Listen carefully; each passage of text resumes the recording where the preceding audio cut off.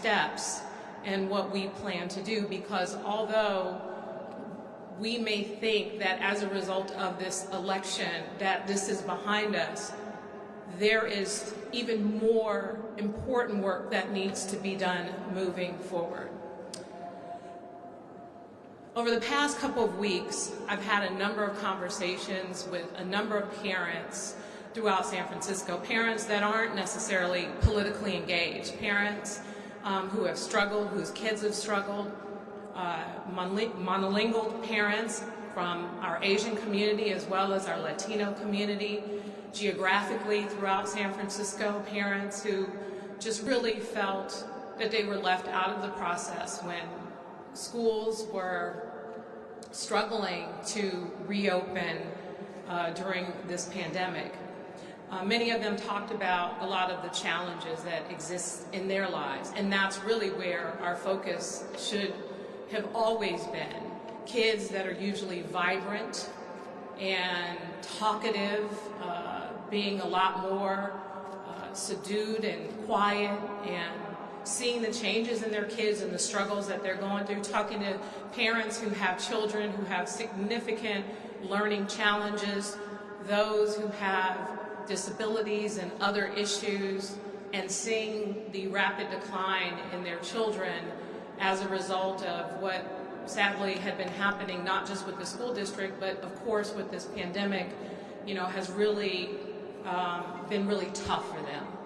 It was hard to hear these stories. It was hard to hear some of the challenges that these parents were faced, but more importantly, what was made clear to me is their feedback on what they want to see in a new member or members of the school board. They want to focus to be on the fundamental responsibility of the school district, and that is to make sure that we educate our children. Education and the system around education has to be at the forefront of everything that we do. When we think about this pandemic and the challenges, the learning loss, the mental health challenges, that has to be our focus. And even talking with a number of educators about what they were experiencing in the classroom and their frustration about inconsistent information. I'm concerned about all parties involved. So in selecting new school board members, we're going to be asking a lot of very hard questions. What are we going to do for those kids who have learning disabilities? What are we going to do for those kids who have special needs? What are we going to do for those kids who don't have parent advocates? How are we going to focus on the challenges around learning loss? How are we going to deal with the challenges around the gaps as it relates to equity? So many questions, so many concerns. How are we going to deal with the budget deficit for the school system, one that is increasingly growing? A new superintendent is expected to be hired. Those decisions are critically important to the long-term success of our school district. Because even though there are some immediate things that we need to address right now today, long-term, we've seen a significant decline in enrollment in our public school system. School assignment has to be revamped in a way that, again, is done fairly and equitably. So a number of these challenges, we are going to be looking for well-rounded school board members who are focused on the schools, who are focused on our children and their success, who are focused on collaboration and working together, who are focused on wanting to hear from different perspectives, whether they're in agreement with those perspectives or not. Bridge builders. That's what we're going to be looking for. And this has all come from many of the parents that I had an opportunity to talk to. Questions that these parents provided me with and want me to ask of the people that I'm going to be interviewing. And to be clear, I am going to be meeting with a number of people to have the conversations, around why they think that they would be the best person for the job. You know, I've made appointments before for this city on a number of bodies, including school board, but this is probably one of the hardest decisions that I've ever had to make as it relates to appointments because of the significance of what this means and what the people of San Francisco expect from the people that I will appoint. Because of the future and the concerns about our kids, none of us knew we'd be in the midst of a global pandemic. There wasn't a playbook for this. And when we think about what happened in San Francisco and what we did, our early actions to save lives, we were a model for the country in the number of people whose lives were saved, in the number of people who have been fully vaccinated and boosted, and we should be proud. A stark contrast to what happened in our school district. The frustration, the uncertainty, the inconsistent information, the lack of clarity, the bickering, the politics. And who suffered the most? Our children. They suffered the most, and they're still suffering. And so we have to put aside all personality conflicts, and we have to focus our attention on addressing what is most important, and that is their future. Now, I met with a lot of parents, but there are a lot of parents out there that can't be advocates for their kids. They may not know how, and I can't help but think, if this pandemic had happened when I was a kid, when my grandmother was raising me, a woman who never had the opportunity to come to the school, if I got in trouble, I had to get sent home.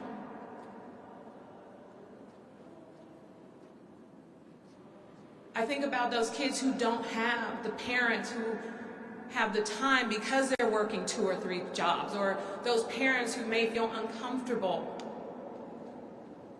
with speaking out because of their immigrant status, or a number of issues. Those kids who are in abusive homes.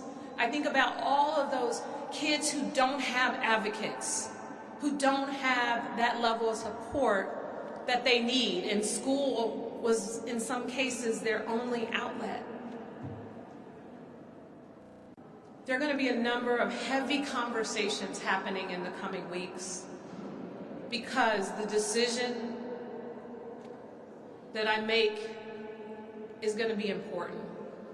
It's going to be important because of, as I said, the short-term and the long-term challenges that the school board faces. So what's next? What's next is there's still votes to be counted. The Department of Elections anticipates that they will be finished counting votes by next week, probably the end of next week. And once they certify the results, they would forward that information to the Board of Supervisors, and the Board of Supervisors will need to approve the election results, to certify the election results. That process is expected to take somewhere close to a month. And in that time, I'll be interviewing candidates. In that time, there's a lot of work that needs to continue to be done. We will still do everything we can to work with the school district. And once a vacancy occurs, that's when I'll have an opportunity to appoint. And my hope is that I can make a decision that San Franciscans can be proud of and feel confident about, and feel that the school district is in good hands. So it's going to require our patience and a development, clearly, of a newfound trust because of what's been experienced. So we have still a process involved, still time that we need to take, time where my focus will be on reaching out and meeting with folks and doing everything I can to make the best decision for the kids of our city. So with that, I wanted to just talk a little bit about the mask mandate. Today, officially, the masks are no longer required in places like restaurants, bars, offices, movie theaters, museums, and other indoor settings for vaccinated people. People can still wear their mask. In fact, I know people will still wear their mask. And there may be some businesses that still may require you to wear your mask. Please don't get into arguments about whether or not you're required to wear your mask or not. It's been a hard time for all of us. If a business asks you to wear your mask, wear your mask. Or choose another business. But let's understand this is challenging. I know that some of our regulations have been confusing. 1 minute you're wearing a mask, then you're not, then you are, then you're not. We're in this together, and we have a lot to be proud of. As I said, a leader in the country as it relates to saving lives during a global pandemic that none of us could have predicted. So we should be proud. So this is the home stretch. Our numbers have declined in our hospitalizations and the number of people impacted. And my hope is that as we begin to see that change and more people are boosted and vaccinated, we will see more regulations lifted to the point where masks may not be required in some of those other settings like schools and hospitals and jails and other places where they still are required. So just continue to be patient with us, continue to be patient with those various businesses all over the city, and we will get through this. Thank you. Regarding the recall appointments, a fair amount of money went into the recall from pro-voucher and pro-charter school folks. There's concern in some quarters that the appointments may reflect their point of view. Can you speak to the concerns that some may have around that? Well, what I can speak to is there's always conversations around money and politics. And at the end of the day, with what we see in these election results, it's clear that many of these San Franciscans are more concerned about our children and what has been happening with the school district and the distractions and the lack of focus and what's more important than they are about our children. And so what is my focus is the children, first and foremost. And whoever is selected will focus on trying to turn the school district around. Focus specifically on public schools and enrollment and some of the challenges that exist there. And so the point that you made is something that's news to me, because the fact is there have been a lot of different kinds of people who have been involved in the push for this recall from all walks of life, and to attribute it to one group of people is really not fair to the work that so many of the grassroots people who have children in our public school system have done. A quick follow-up. So you're saying that someone who's pro-charter or pro-voucher, that would not be disqualifying? I am not disqualifying anyone at this time. I'm going to meet with and talk to as many people as I can that I think would serve the San Francisco Unified School District well and focus on our public schools and focus on our children. Mayor Christian? You had an opportunity to pick a school board member previously. Wondering how that's going to inform your process going forward, since one of the people that you informed is one of those who was recalled. How will that inform your ability going forward, what you learned last time, and how you apply that? Well, I think, I do not regret my decision to appoint FAUGA to the school board. FAUGA had a lot of skills in working with communities that are in the southeast sector of the city. Many people advocated for him as a voice for them. And I made that decision. He was running already and had a lot of support, and especially had a lot of support from many of the communities that were struggling in our school district. So I don't regret the decision that I make. I'm going to be in this particular process thinking about the same things, thinking about those same communities in the decision that I make, and thinking about, you know, more in-depth people who have more in-depth knowledge of, for example, what I heard from parents is they want someone who understands finance. Like the financials of this, I mean, they are concerned about the budget deficit and what that might mean for their children. So having people who understand budget and who have knowledge of not just community, but who have the qualifications to understand how an organization is run, hiring and budgeting, and there's a lot of different components to this. So I think, you know, those are going to be things that are added to the conversation in addition to some of the things that I look for in previous candidates. How are you going to ensure that, Mayor, do you think, given the results, 70-something plus of this recall, that San Francisco and San Franciscans are moving less in the direction of having these progressive ideas and more towards moderate liberal ideas?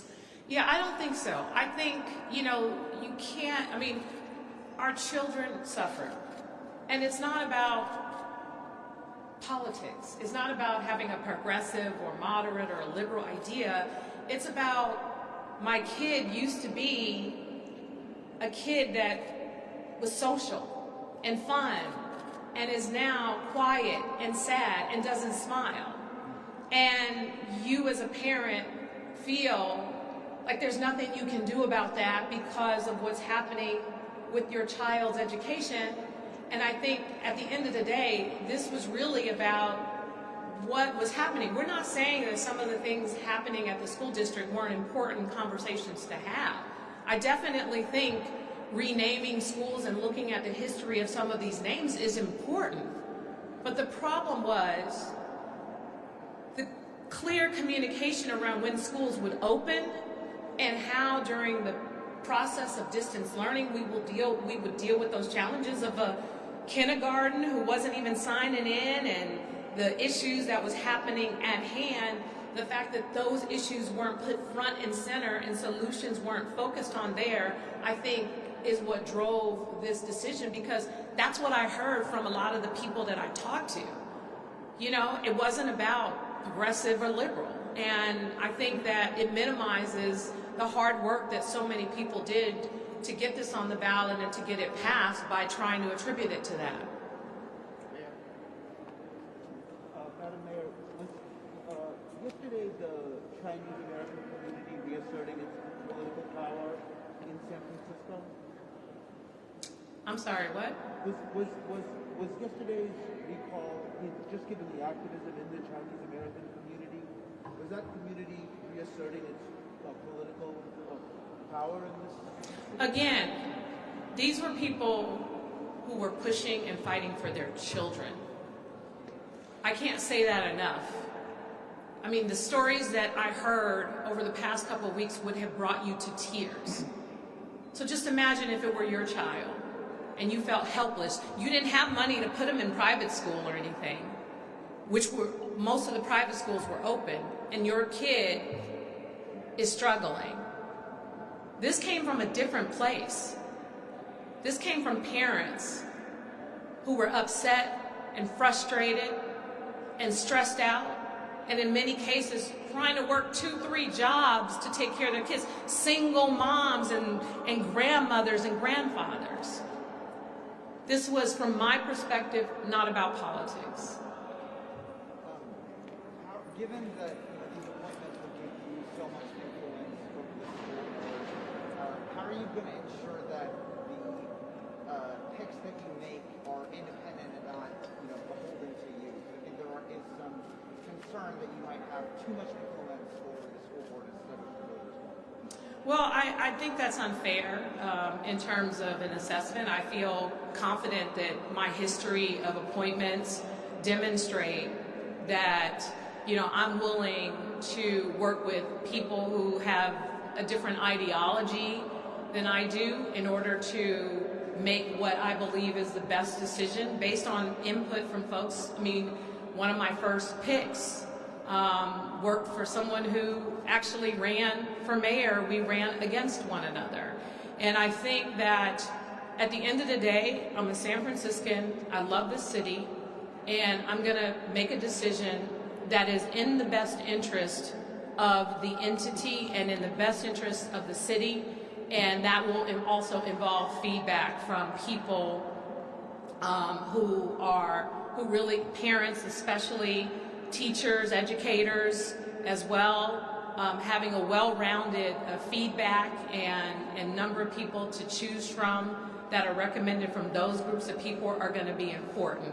So that's really my focus, and my hope is that they are people who will work with me. They are people who will work with the city, because we want to be a partner with the school district. Every time the school district has come to us for money, for resources, I mean, we've gone to them even to push to support them. So we want someone that's going to work with us so that we can help support our children. Mayor, I have a question. Is putting a ballot measure in June to change the recall process. Do you have a position on that, and are you open to changes? I think that it's the wrong message right now. I mean, these people work really hard. This was a very grassroots effort, and I think that people should have the ability, if they have a concern with any elected leader, they should have the right to take a recall effort to the ballot. And so I think it's unfortunate, and at a time like this for the board to make a decision to put this on the ballot is very unfortunate. Mayor, housing is a big part of children and families staying in San Francisco, and the budget gets allocated so much per household in the public schools. How will you keep housing affordable where the state can then help fund the school board? Well, I know the state is looking at changes to the allocation right now, so that it's not based on specific individual student enrollment, but they're looking at different formulas, and so that's a conversation that will continue. But as you know, Greg, San Francisco is a very expensive place to live, and one of the solutions is one that I've consistently pushed for, and that is to build more housing, to remove a lot of the barriers that obstruct our ability to do so.